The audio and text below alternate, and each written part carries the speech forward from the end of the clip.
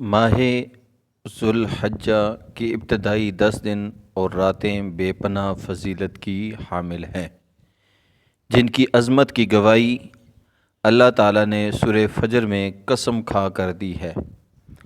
ان ایام کا ہر روز 1 سال کے روزے کے برابر، یوم عرفہ یعنی 9 ذوالحجہ کا روزہ 2 سال کے گناہوں کا کفارہ اور راتوں کا قیام شب قدر کے مانند ثواب رکھتا ہے۔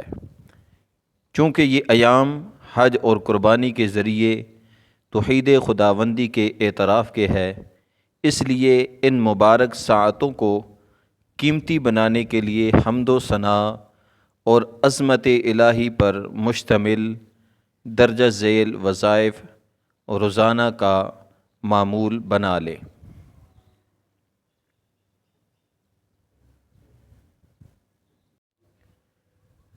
لبیک اللہم لبیک، لبیک لا شریک لک لبیک، ان الحمد والنعمت لک والملک لا شریک لک۔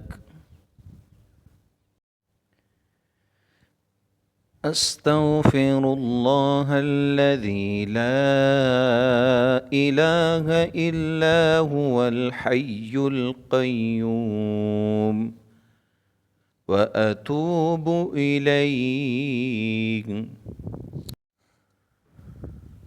سبحان اللہ وبحمدہ عدد خلقہ ورضا نفسه وزنة عرشه ومداد كلماته۔ سبحان اللہ وبحمدہ سبحان اللہ العظیم۔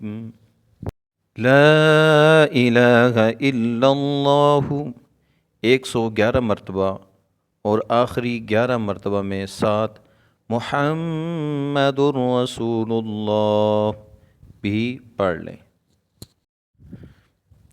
سبحان اللہ والحمد للہ ولا الہ الا اللہ واللہ اکبر ولا حول ولا قوة الا باللہ۔ اللہم اغفر لأمت حبیبک محمد، اللہم ارحم امت حبیبک محمد۔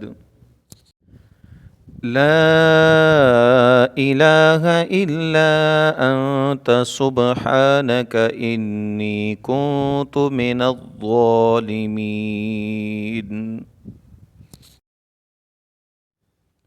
سورہ یاسین، سورۃ الملک اور صلاۃ التسبیح روزانہ ایک بار پڑھیں۔